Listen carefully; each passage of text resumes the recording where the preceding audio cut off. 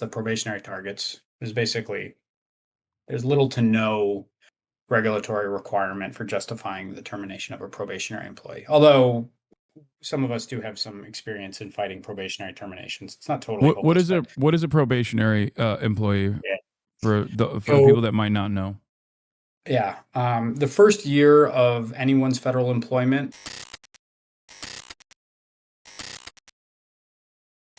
All Can you hear right, me? and I can hear you. This is perfect. No production issues whatsoever. How would you like me to refer to you? How would you describe who you are and what you do to my audience? Yeah, I'm a few things. I'm the president of my local, IFPT Local 98. I'm one of the I'm a member of the National Steering Committee of the FUN, the Federal Unionist Network.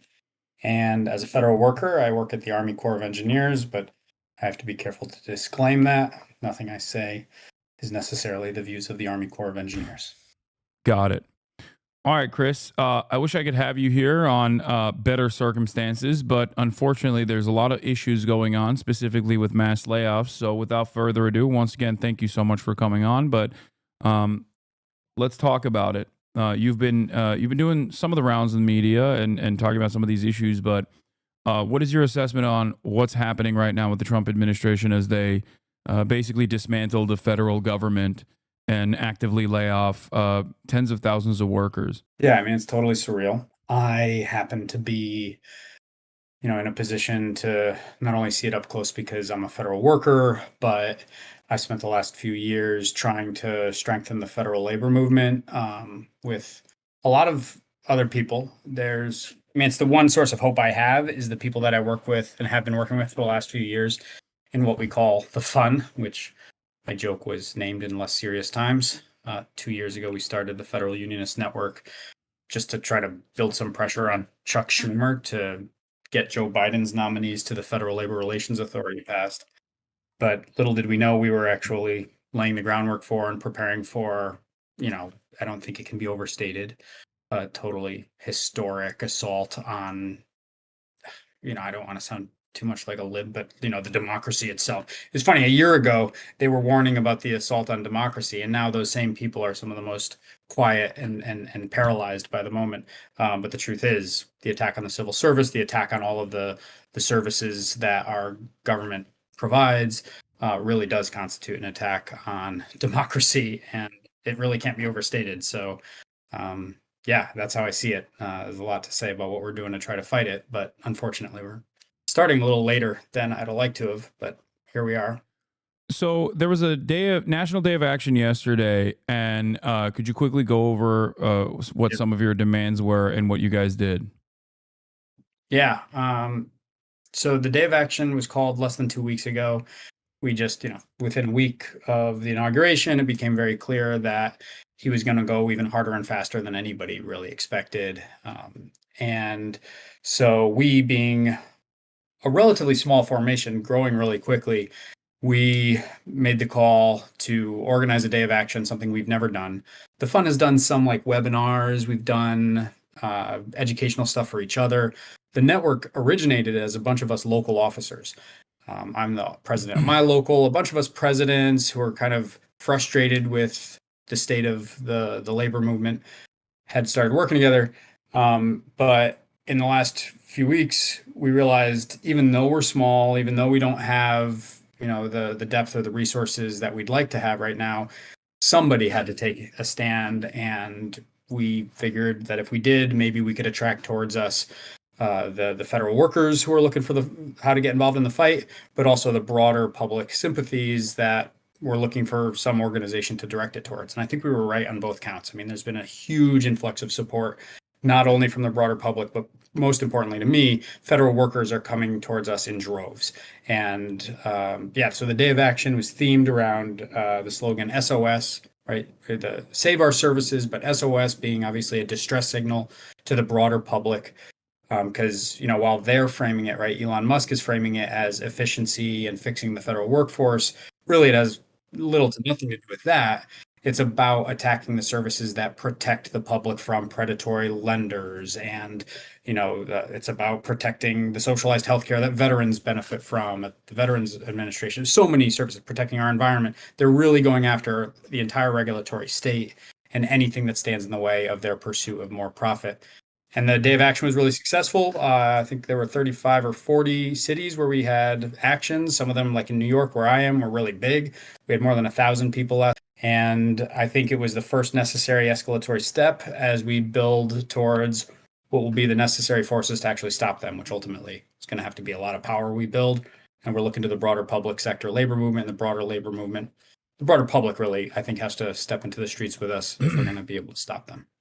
Yeah. Can you go over at least some of the anecdotes that you have in terms of like what kind of immediate issues will arise from federal workers being laid off in this unceremonious manner, in a very swift manner? Yeah, I mean, unfortunately, I think we're just seeing the beginning of it, right? They're going after the easiest targets, the probationary targets. There's little to no regulatory requirement for justifying the termination of a probationary employee. Although some of us do have some experience in fighting probationary terminations. It's not totally What hopeless, is a but what is a probationary employee yeah.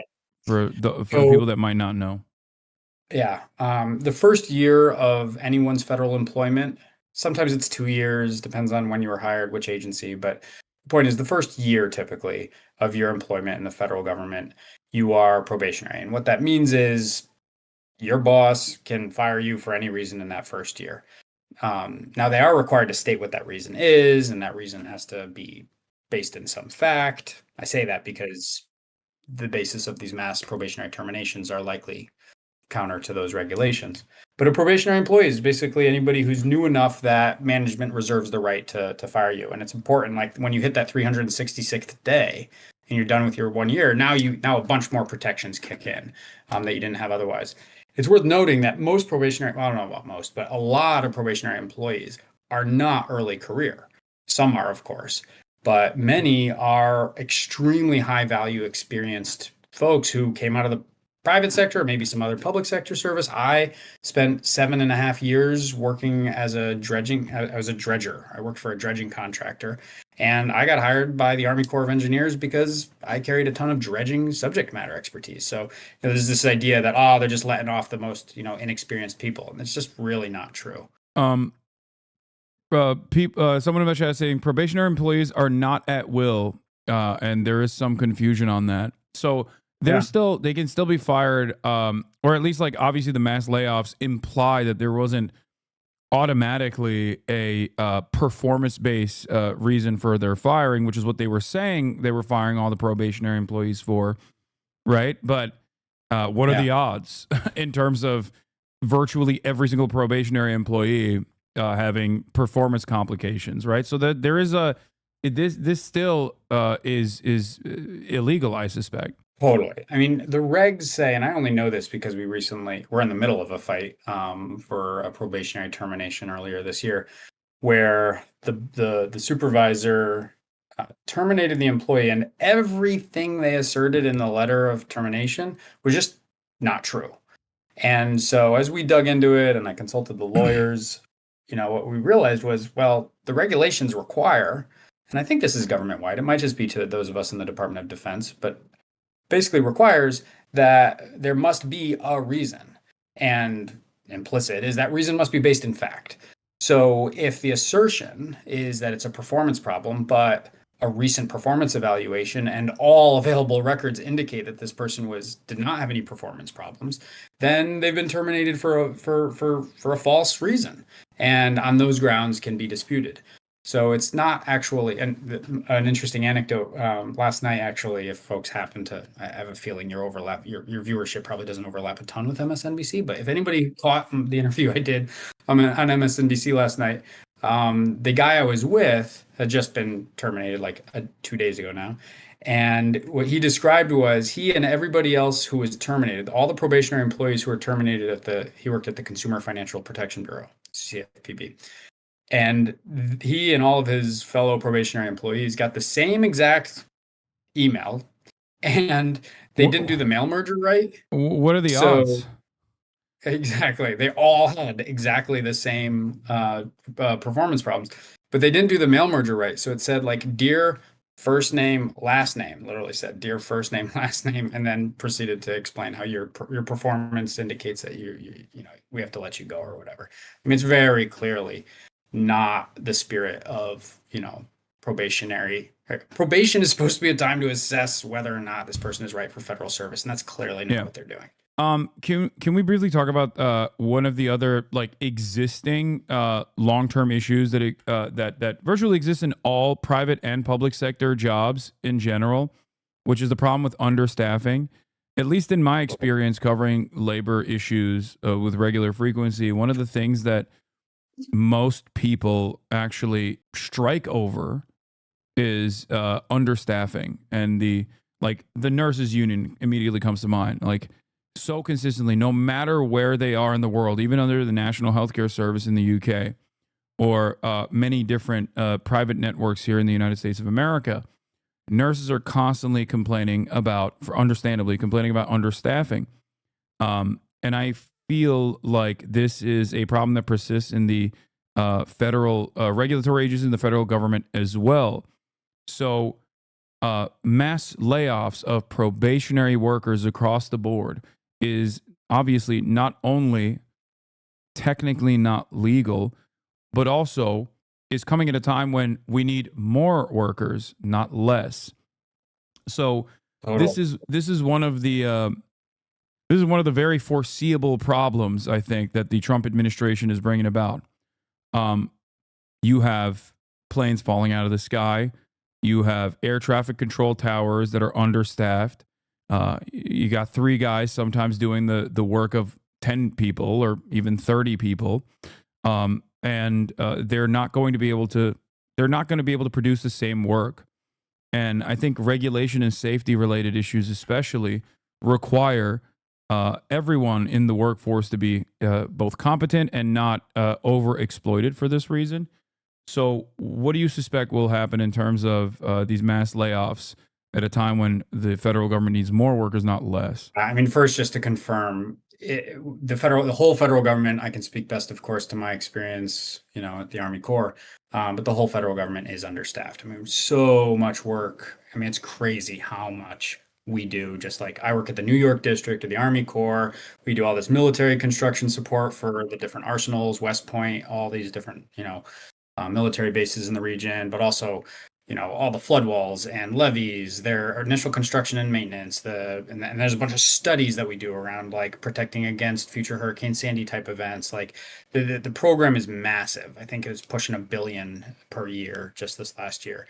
And our workforce is like, you know, it's probably down to 500 now. We were already having a staffing problem because the labor market's been tight. So you're totally right about the premise that we're understaffed as is. But what's the effect? And I think they know it. They don't have a problem with exacerbating the staffing crisis because that's precisely what they're going to use to further privatize all of the services that we provide. And you'd think about an agency like mine, which historically isn't primarily a contracting agency that contracts everything out. The Army Corps of Engineers, you know, does its own engineering and designing and architecture. And I mean, we used to do much more of our own construction. You know, the last decades of neoliberal privatization has corresponded with a lot of the offloading of what was previously considered, what's the term, like inherently governmental work.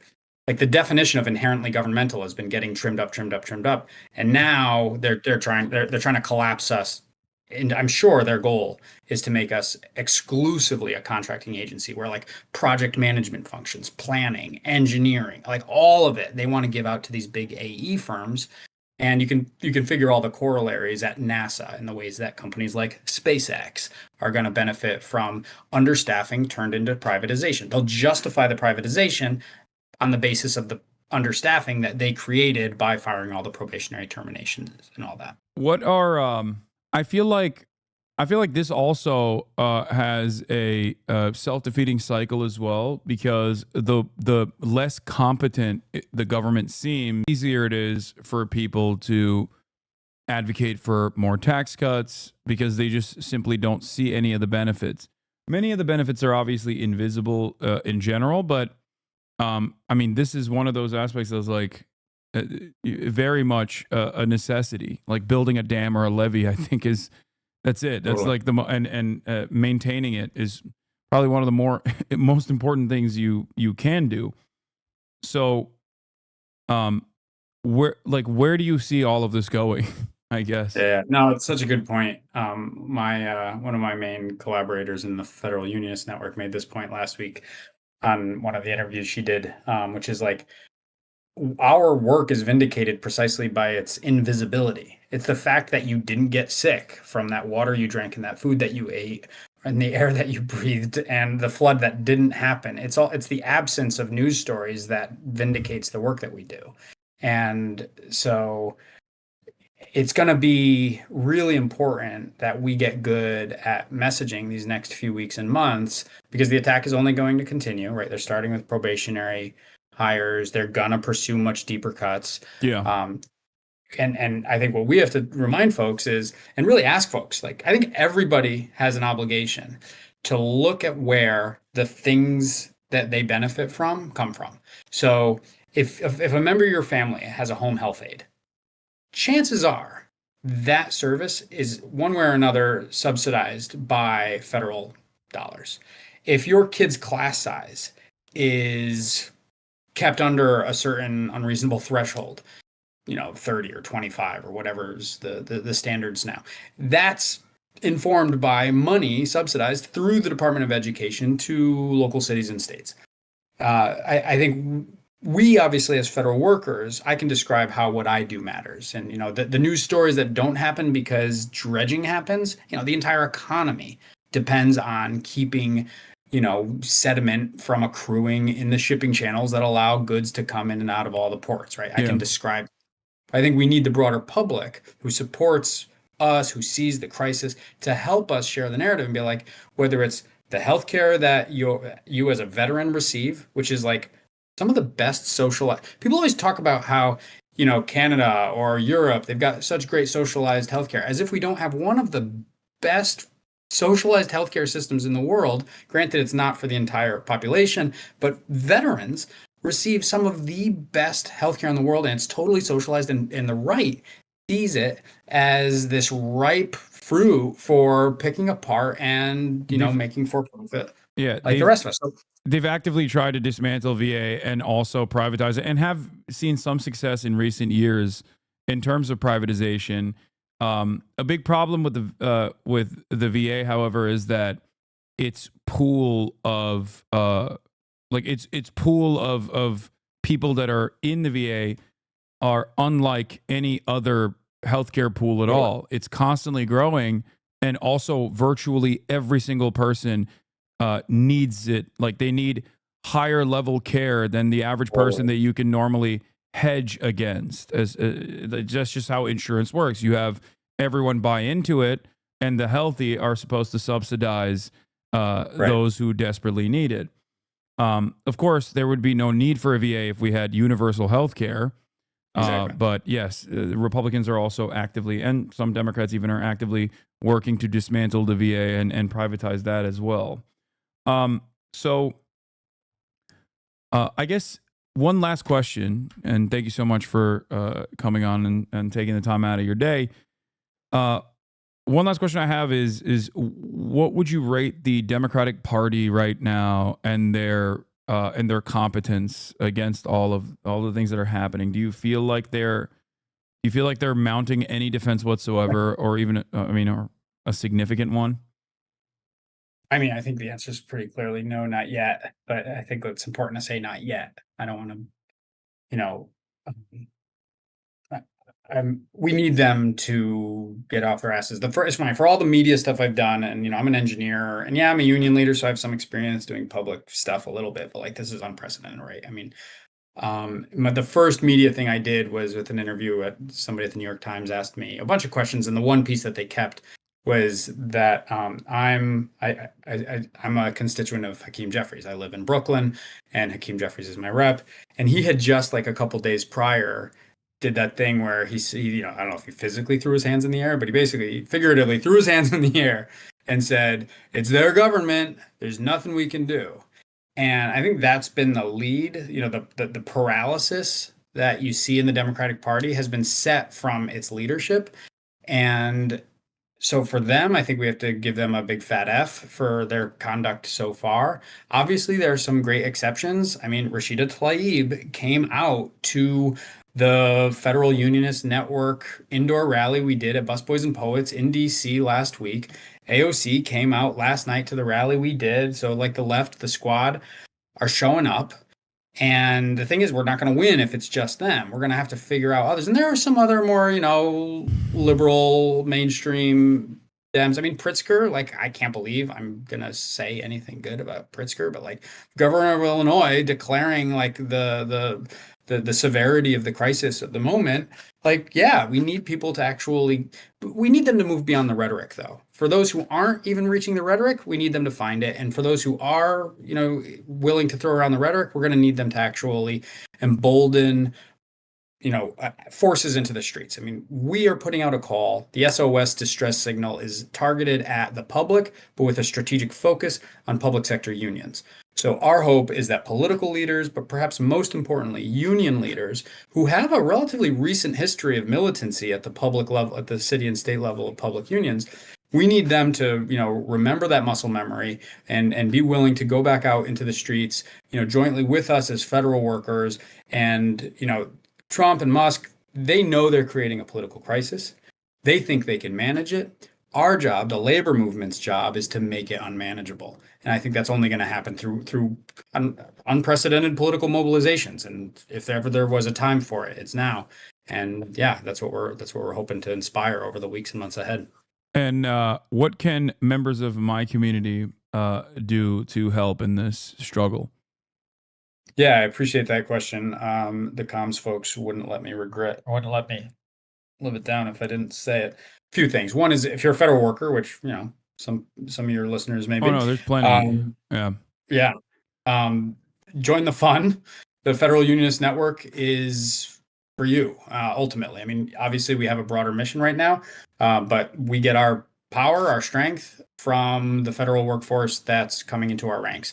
And I'll say it a couple times. The website for everybody to go to is go.savepublicservices.com. If you're a federal worker, there's a box to check to say you are, and we'll follow up to learn more details, what your union is, all that stuff. But so for federal workers, join the fun, get involved. If you're not a member of your union, obviously join it. If you don't have a union, you can form one. In fact, we're working really closely. The Emergency Workplace Organizing Committee, one of the most important formations of the last few years, they do new organizing. And Fun and EWalk are teamed up now to help organize new federal unions because, despite that we are high density in the federal sector, there's still hundreds of thousands of union eligible folks who don't have a union. If you're not a federal worker, you could still help, I think, by sharing your stories. And like I said before, understand like you and your community, how you benefit from federal services and find any opportunity to share that. Because I think the invisibility of the federal services is part of our problem. We need everybody to help reshape the narrative about how federal service actually connects, whether it's labor rights that are protected by the NLRA or it's environmental protections that are upheld by the Environmental Protection Agency. Those are important. I gave the URL. I'll give it again, go.savepublicservices.com. And, the regular stuff around contacting your representatives, I think it's still important, and perhaps it's more important. As somebody who generally like has put their political attention into the union work and building a strong union, and I've always kind of like, sure, contact your representatives too. Now it actually feels like we can make a difference in the political calculus of elected representatives because the crisis is so severe and because so many of them are paralyzed by the moment. I actually think that the pressure pushing, those otherwise confused electeds who don't know who they're going to piss off by taking this or that action, I think they're actually really subject to pressure. So if you can push your electeds to actually do something meaningful to support whatever mobilizations are happening in your community, I'm less cynical about that as like a necessary tactic right now than I may have been in traditional times. But these are not traditional times, so call your representatives. All right. Perfect. thank you so much for coming on, and good luck to all of your future endeavors. And we'll try And we to really appreciate the chance. Yeah, of course. We'll try to help out as much as we can over here. All Yeah, right. happy to update you anytime. Appreciate the opportunity. All right. Thanks a lot, Chris. Bye. Take care.